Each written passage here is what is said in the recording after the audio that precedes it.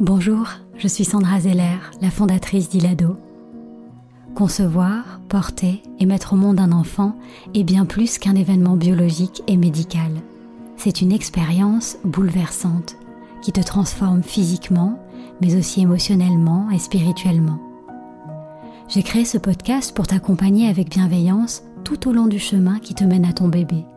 Depuis le premier jour où tu émets le souhait de devenir maman jusqu'à votre belle rencontre.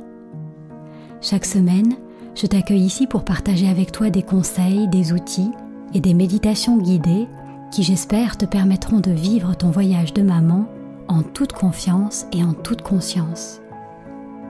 Bienvenue dans Naissance d'une maman, le podcast qui réenchante la maternité. Tu écoutes l'épisode 25, Aménager son espace de naissance. Il existe de nombreuses manières de se préparer à l'accouchement. Tu peux faire de l'aptonomie, de la sophrologie, du yoga, des exercices de respiration, de l'hypnose, du chant prénatal. Tu peux te préparer en piscine. À toi de choisir la ou les méthodes de préparation qui te permettront d'aborder la naissance de ton bébé le plus sereinement possible et de constituer ta propre boîte à outils dans laquelle tu pourras venir piocher le jour J selon tes envies ou tes besoins. Tout au long de ta grossesse, je t'invite à t'informer, à lire des récits de naissance positifs, des ouvrages inspirants, pour te projeter avec joie, confiance et sérénité dans ta belle rencontre avec ton bébé. Il ne s'agit pas d'essayer d'apprendre à accoucher, car accoucher ne s'apprend pas comme on apprend à marcher, à lire ou à écrire. Ton corps sait déjà le faire. Il porte en lui cette mémoire. Il s'agit plutôt d'essayer de comprendre au mieux la physiologie de la naissance. Qu'est-ce qui se passe dans ton corps au moment de l'accouchement? Quels sont les mécanismes en jeu? Et l'enjeu sera d'essayer de créer les meilleures conditions, à la fois physiques, mentales, mais aussi extérieures, pour ne pas perturber ces mécanismes de la naissance, pour qu'ils puissent se déployer de manière optimale et naturelle dans toute leur puissance, pour que ton accouchement soit le plus facile et rapide que possible. Aujourd'hui, on ne va pas parler de la préparation mentale ou physique, mais des conditions extérieures ou plus précisément de l'environnement dans lequel tu vas accueillir ton bébé. On va voir comment tu peux aménager ton espace de naissance pour favoriser le bon déroulement de ton accouchement.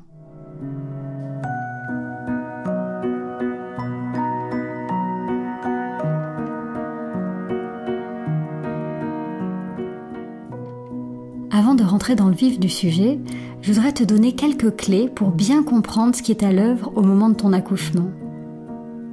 Pour schématiser, notre cerveau est composé de deux parties. La partie frontale du cerveau, qu'on appelle le néocortex, le nouveau cerveau, et la partie de l'intellect, du langage. C'est la partie qui pense, qui analyse, qui réfléchit.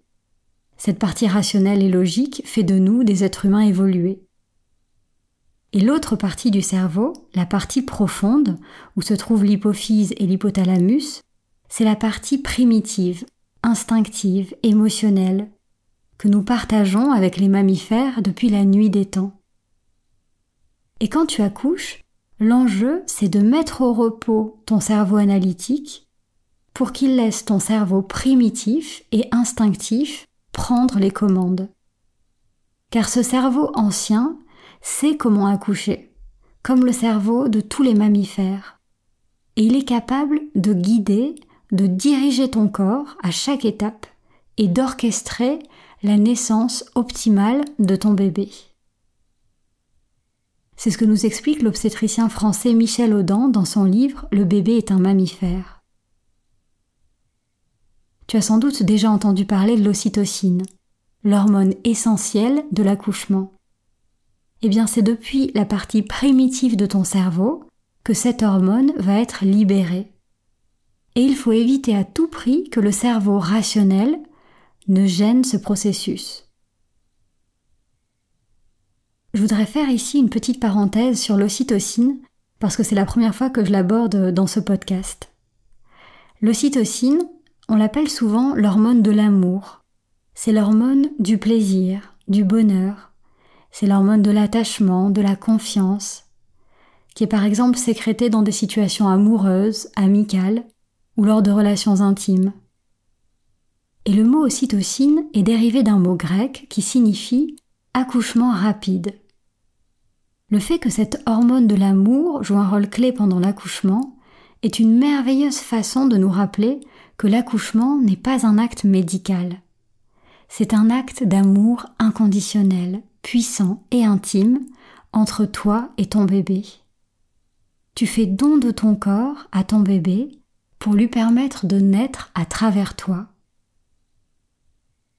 Et pour que ton accouchement soit le plus fluide, facile, rapide et le moins douloureux possible, tu as besoin que soit libéré un maximum d'ocytocine, pour toi et pour ton bébé. L'ocytocine va favoriser les contractions efficaces de ton utérus, l'ouverture de ton col, et lorsqu'elle est générée naturellement, cette hormone va entraîner la production d'endorphine, qui est notre antidouleur naturelle. Et l'ocytocine a aussi le pouvoir de réduire l'anxiété et de créer un véritable shoot d'amour pour ton bébé. Ce bain d'ocytocine, c'est un véritable cadeau de bienvenue que tu lui fais lors de son arrivée sur Terre. L'objectif, c'est donc de créer toutes les conditions à la fin de ta grossesse et le jour de ton accouchement pour favoriser ce flot d'ocytocine. C'est-à-dire faire taire la partie rationnelle de ton cerveau, qui stresse, qui pense, qui juge, qui inhibe, afin de laisser la voie à cette partie plus instinctive et primitive de ton cerveau, qui pourra sécréter en toute tranquillité et en abondance les hormones de l'accouchement.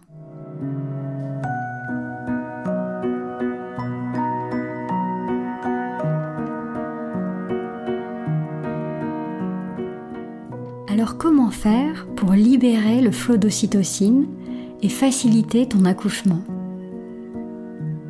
L'un des ennemis de l'ocytocine, c'est le stress. Si tu te sens en insécurité, observé, contrôlé, si tu as peur, l'hormone de stress, qui est l'adrénaline, entre en jeu et vient inhiber, bloquer la production d'ocytocine. En gros, le message que l'adrénaline envoie au cerveau, c'est qu'il y a un danger. Et face à un danger, ton corps se prépare à combattre ou à fuir. Il va mettre en pause l'accouchement et le remettre à plus tard. Car clairement, s'il y a un danger, c'est pas le moment de donner naissance à un bébé. Ça va entraîner un ralentissement des contractions et de l'ouverture du col, mais aussi une tension, une crispation au niveau de tes muscles. Tout le processus de l'enfantement est ralenti et la sensation de douleur est amplifiée. Pour pouvoir être libérée en abondance, l'ocytocine a donc avant tout besoin de sérénité, de positif, d'intimité.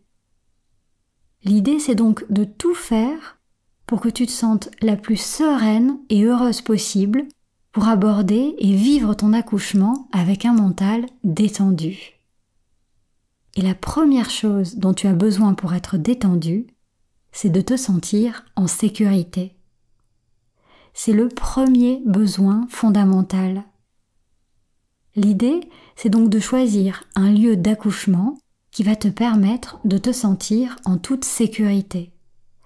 Est-ce que c'est chez toi? Est-ce que c'est dans une maison de naissance? Est-ce que c'est en maternité ou dans un hôpital de niveau 3? À toi de voir. Il s'agit d'un ressenti purement subjectif qui va être très différent d'une femme à l'autre. Mais ce sentiment de sécurité, c'est une condition essentielle pour que tu puisses plonger dans ton accouchement en toute confiance. Au-delà du lieu que tu auras choisi pour la naissance de ton enfant, ce qui peut t'aider à la vivre plus sereinement, c'est bien sûr de t'y préparer tout au long de ta grossesse, dans un état d'esprit positif et en te sentant actrice de la naissance. C'est toi qui accouches, on ne t'accouche pas. Et pour que tu puisses te projeter positivement, activement, sereinement dans un accouchement qui te ressemble, je te recommande de préparer un projet de naissance. Et si ça t'intéresse, c'est un sujet que j'ai abordé dans les épisodes 19 et 20 de ce podcast. Ton projet de naissance t'aidera à te sentir confiante et respectée dans tes choix. Même si c'est toi qui donnes naissance à ton bébé et que tu as tout le pouvoir d'accoucher par toi-même, les personnes qui t'entourent peuvent jouer un rôle clé pour faciliter ou au contraire perturber ton accouchement. Je te recommande de choisir des accompagnants qui croient en toi, en ta capacité à donner naissance à ton bébé. Ils seront là pour intervenir si c'est nécessaire, mais avant tout pour préserver ton espace de naissance, protéger ton intimité, celle de ton bébé, et te transmettre toute leur confiance et leur sérénité par un effet miroir.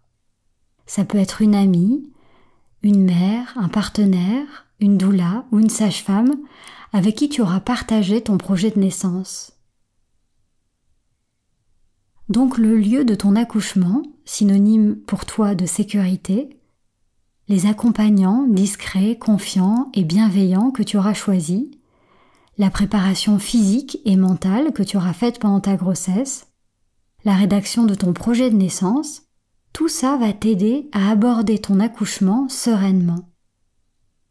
Pendant ta grossesse, et en particulier pendant le dernier mois, c'est aussi le moment de rire, de partager des bons moments avec les gens que tu aimes, tes amis, ta famille, de te faire plaisir, de te chouchouter, de regarder des comédies romantiques. En fin de grossesse et en début de travail, tu as besoin de te sentir aimé, célébré, cocooné, choyé. Si tu en ressens l'envie, ton partenaire peut te caresser, te masser, te câliner. Sa tendresse, sa confiance et sa douceur contribueront à créer ce bain d'amour pour toi et pour ton bébé. Il y aura moins de place pour le stress, la peur et l'adrénaline, et plus de place pour la joie, la détente, le plaisir et donc l'ocytocine.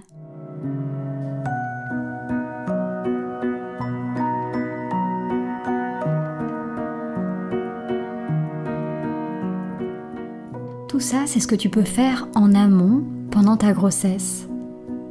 Et le jour J, tu peux aussi favoriser le flot d'ocytocine en aménageant ton espace de naissance pour te sentir pleinement libre, préservé et non observé et contrôlé. C'est la condition pour que la cascade hormonale dont je te parlais tout à l'heure se mette en place. Car l'ocytocine, c'est une hormone timide. Elle a besoin d'intimité, de calme, de confort. La bonne nouvelle, c'est que tu as la possibilité d'aménager la pièce où tu vas accoucher, même si tu n'accouches pas à domicile ou dans une maison de naissance. Quand tu accouches à la maternité, c'est comme si tu louais cette pièce. Ça devient ton territoire, le lieu où tu vas accueillir ton enfant. Pendant quelques heures, cet espace, c'est le tien, celui de ton bébé et de la famille que vous vous apprêtez à devenir. Tu peux te l'approprier, y afficher tes couleurs pour t'y sentir bien. Je t'invite d'ailleurs à prendre le temps de visiter les salles de naissance de la maternité où tu vas accoucher pour t'imprégner des lieux et qu'ils deviennent aussi familiers que possible, pour que tu puisses aussi réfléchir à la façon d'y créer une atmosphère d'intimité qui sera favorable à la production d'ocytocine et d'endorphine et donc à un accouchement optimal. Le jour où tu accouches, tu ne vas pas à l'hôpital pour te faire opérer des dents de sagesse ou de l'appendicite. Tu es une maman et tu y vas pour accueillir ton bébé dans ce monde. Alors il n'y a pas de règle d'or, c'est vraiment à toi de sentir ce qui te paraît le mieux pour toi et pour ton bébé quand tu y penses aujourd'hui, mais aussi quand tu le vivras le jour J. Et quoi que tu aies prévu, l'idée aussi c'est de te laisser porter par tes besoins au moment de la naissance. Certaines mamans qui accouchent chez elles prévoient par exemple d'accoucher en plein milieu du salon, là où il y a de l'espace, et se retrouvent finalement à donner naissance dans la plus petite pièce de la maison, une chambre, une salle de bain, un petit coin ou même au petit coin, parce qu'elles s'y sentent mieux, plus préservées et à l'aise qu'au milieu d'une grande pièce. Alors si tu accouches à la maternité ou à l'hôpital et que tu souhaites aménager ton espace de naissance pour le rendre plus familier, plus intime et propice à la naissance, j'aimerais partager avec toi quelques pistes. À toi de piocher parmi tout ça ce qui te parle le plus et ce qui pourra être mis en place là où tu as choisi d'accoucher. D'abord, je t'invite à tamiser la lumière, car trop de lumière va stimuler le néocortex, cette partie du cerveau qu'on veut mettre au repos au moment de ton accouchement. Et au contraire, la pénombre va stimuler la production de l'hormone du sommeil, la mélatonine, qui est l'amie de l'ocytocine. Donc essaye de baisser les stores et la lumière au maximum, de fermer les rideaux et d'allumer juste quelques bougies à piles ou même une veilleuse. Tu verras, l'ambiance sera tout de suite beaucoup plus intime, beaucoup plus propice à la détente. Tu te sentiras moins observé qu'avec les lumières vives des néons. Et si le personnel médical est amené à entrer et à sortir, tu y prêteras moins attention, tu le vivras moins comme une intrusion. Ensuite, pour te couper de l'environnement médical, des bips des machines, des bruits de couloir, je te recommande d'amener une enceinte sans fil pour diffuser une musique qui te fait du bien et qui va t'accompagner à chaque étape de la naissance.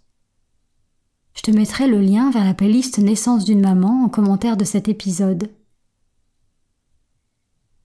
Tu peux avoir envie de choisir des chansons plus dynamiques pour t'accompagner pendant la première partie du travail, si tu as envie de bouger, de chanter, de danser, d'utiliser la gravité et le mouvement pour aider ton bébé à trouver son chemin à travers ton bassin. Tu peux même demander à tes proches de t'envoyer un morceau pour constituer une autre playlist qui te permettra, en cas de besoin, de sentir leur présence, leur amour et leur soutien pendant ce moment unique de ta vie. Et enfin, je t'invite à faire une troisième playlist avec des chansons plus calmes qui t'aideront à t'apaiser, à te connecter à ton bébé dans la douceur et aux sensations de ton corps. Je te recommande d'ailleurs d'écouter ces chansons au maximum pendant le dernier trimestre de ta grossesse, quand tu te sens détendue et confiante, avant de t'endormir, pendant un bon bain, après une méditation ou une séance de yoga, quand tu pratiques tes exercices de respiration. Tu vas créer une empreinte sonore de relaxation. Et dès que ton cerveau entendra à nouveau cette chanson, il pourra se reconnecter à ses sensations et retrouver plus facilement cet état de détente, à la fois mental et physique, favorable au bon déroulement de ton accouchement. Surtout, là encore, sois à l'écoute de tes envies le jour J. Certaines mamans préparent une playlist et choisissent finalement d'accoucher dans le silence de leur souffle.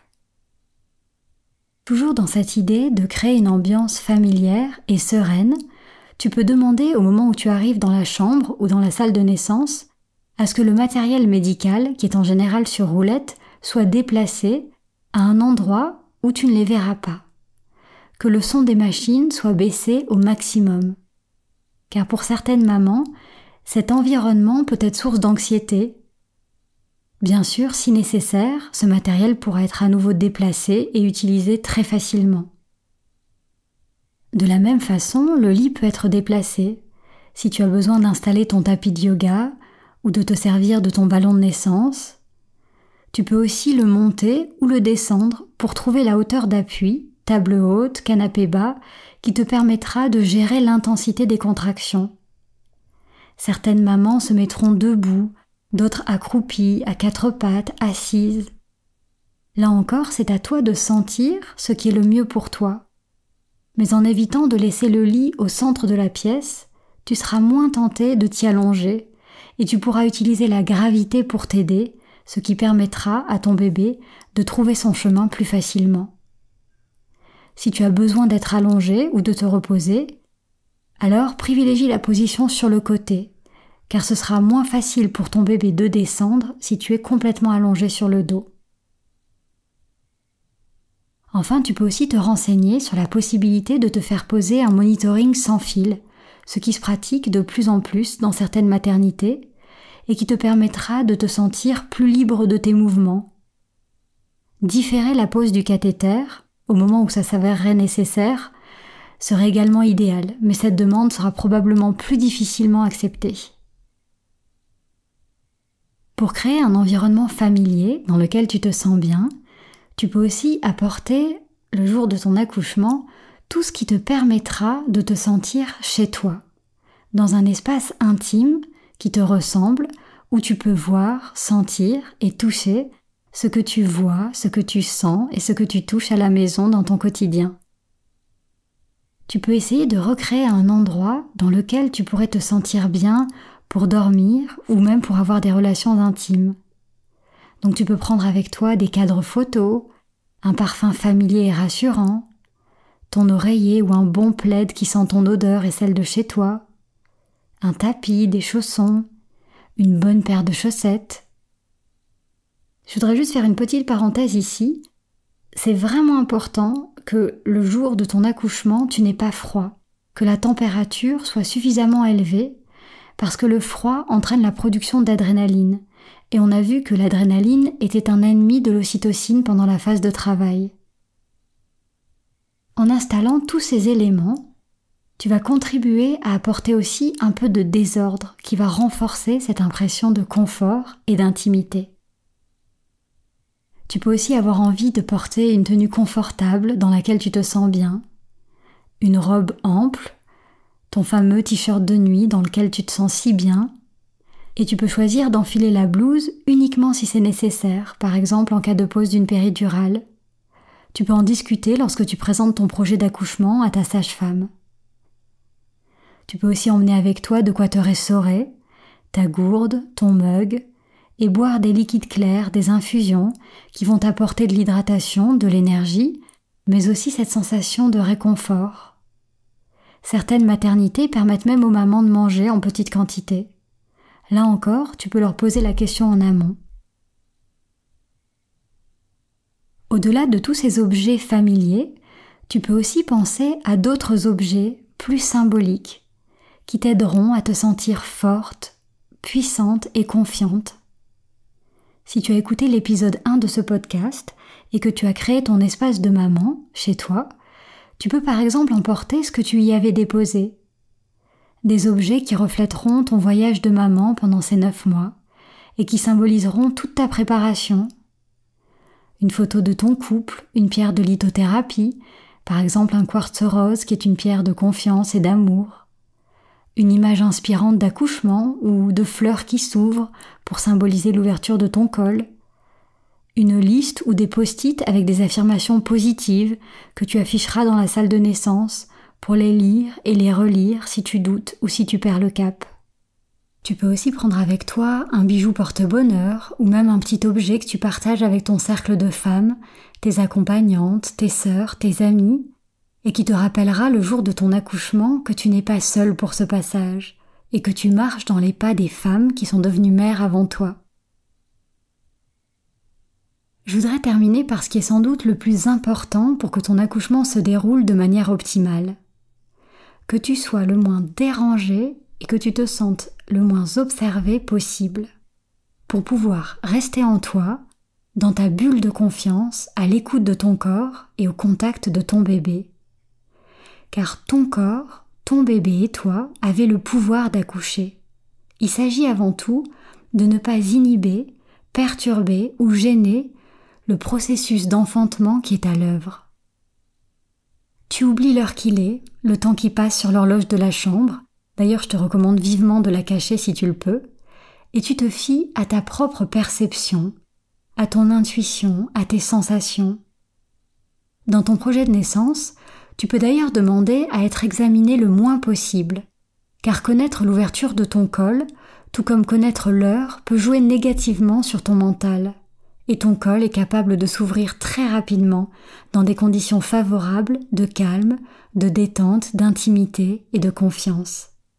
Tu peux aussi demander que le personnel médical frappe avant d'entrer dans ta chambre et s'adresse en priorité à ton ou ta partenaire. Il ou elle est là pour préserver l'espace autour de toi et éviter que ton intimité soit perturbée pendant l'accouchement, mais aussi dans les heures qui suivent. Il est essentiel que ton premier contact avec ton bébé soit également préservé au maximum, que tu te sentes libre et non observé. Votre premier pot à pot, bien au chaud, votre premier regard, cette première connexion entre toi et ton bébé est unique, et elle créera une empreinte d'amour pour ton bébé, et favorisera la mise en place naturelle et spontanée de l'allaitement si c'est ce que tu souhaites. Même si ce n'est pas toujours facile, ton ou ta partenaire peut donc jouer un rôle clé pour préserver cette atmosphère d'intimité pendant l'accouchement et après la naissance. Il y a beaucoup de questions auxquelles il ou elle pourra répondre, et si ce n'est pas le cas, il est préférable que ce soit lui ou elle qui vienne te les poser avec la douceur dont tu auras besoin ou qui introduise le personnel médical pour ne pas t'interrompre trop brutalement. Pour laisser place à cette partie instinctive, primitive en toi qui sait accoucher, il faut faire taire le néocortex, cette partie de notre cerveau qui pense, qui stresse. Et pour ça, c'est important d'éviter au maximum les interférences, les questionnements inutiles, les lumières trop vives, les examens répétés, ou même l'usage de la parole et les croisements de regards. Comme pour un mammifère, si tu te sens observé, évalué, contrôlé, la sécrétion d'ocytocine et donc le processus de l'enfantement sera perturbé. Au contraire, si tu peux rester dans ta bulle de confiance, comme coupé du monde, en contact intime avec ton corps, connecté avec ton bébé, dans la pénombre et la tranquillité, sans dérangement et stimulation excessive, l'ocytocine sera sécrétée en abondance et ton accouchement sera aussi facile et rapide que possible. Tu pourras alors faire taire le mental et te laisser aller t'abandonner pleinement au processus de l'enfantement, librement, sans jugement, sans inhibition, en oubliant tout ce que tu as appris, en oubliant ce qui est convenable. Au moment où tu accouches, il ne s'agit plus de penser, mais de sentir, de te faire pleinement confiance et de vivre la naissance à partir de tes sensations, dans une atmosphère d'intimité et de spontanéité. Si tu as besoin de bouger, bouge. Si tu as besoin de crier, crie. Si tu as besoin de chanter, chante. Si tu as besoin de râler, râle.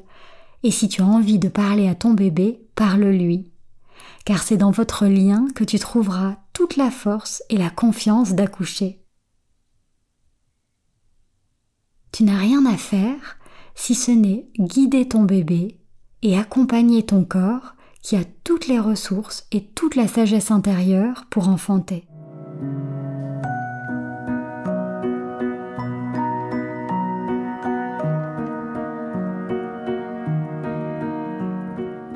J'espère que ces quelques pistes te donneront des idées. Souviens-toi, il ne s'agit pas de règles à respecter, il n'y a pas d'espace de naissance parfait, tout comme il n'y a pas d'accouchement parfait. À toi de sentir ce qui te parle, ce qui te donne envie, ce qui te paraît juste et bon pour toi et ton bébé, et ce qui est faisable aussi dans la maternité ou l'hôpital où tu as choisi d'accoucher. Et même si tu as défini un projet de naissance, c'est important que tu ne t'en sentes pas prisonnière et que tu te sentes complètement libre de changer d'avis au dernier moment. Fais confiance à ton intuition. Quel que soit le lieu où tu accouches, quelles que soient les personnes présentes, je t'invite à prendre quelques minutes pour aménager ton espace de rencontre avec ton bébé. Tu peux le voir comme un petit rituel à partager avec ton ou ta partenaire pour installer une énergie de douceur, de joie et d'amour. Alors surtout si c'est ton premier accouchement, tu crains peut-être la réaction du personnel médical. Je te recommande de bien en parler avec une personne de l'équipe lorsque tu leur présenteras ton projet de naissance pour voir ce qui est faisable ou pas. Il ne s'agit pas de leur compliquer la vie avec tes demandes, mais d'essayer de voir ensemble comment créer des conditions et un environnement qui faciliteront ton accouchement. Tout le monde sera gagnant. Toi, ton bébé, mais aussi l'équipe médicale. Car vous avez tous le même objectif. Des contractions efficaces, un accouchement facile, rapide et bien vécu. Et qui sait, peut-être que les intervenants seront eux-mêmes apaisés par cet environnement et d'autant plus respectueux de la naissance de ton bébé. Car créer une ambiance sereine, presque sacrée, est aussi là pour nous rappeler la beauté de ce qui se joue. Alors un mois avant ton accouchement, prends le temps de te poser est de te demander de quoi ai-je besoin pour me sentir en confiance et respectée. Comment puis-je créer une ambiance chaleureuse et rassurante qui me fait du bien, qui me ressemble, pour accueillir mon bébé dans ce monde? Puis le jour J, lorsque tu arrives à la maternité, tu déposes en conscience les différents objets, lentement, tranquillement, en respirant, puis tu fais jouer ta musique, tu baisses la lumière et tu te connectes à toi-même, à ton bébé, à ta sagesse intérieure et à toutes les femmes qui ont donné naissance avant toi. Et peu à peu, cet espace va se charger d'énergie, de ton énergie, des couleurs de ta famille et devenir un cocon rassurant, une bulle préservée où pourra se dérouler votre belle rencontre dans le respect et dans l'amour.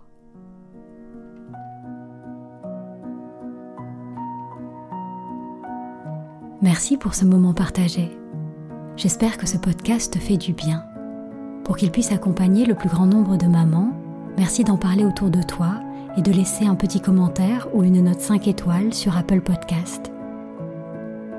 Pour être informé de la diffusion des prochains épisodes ou pour m'envoyer un message, tu peux m'écrire à podcast@ilado-paris.com.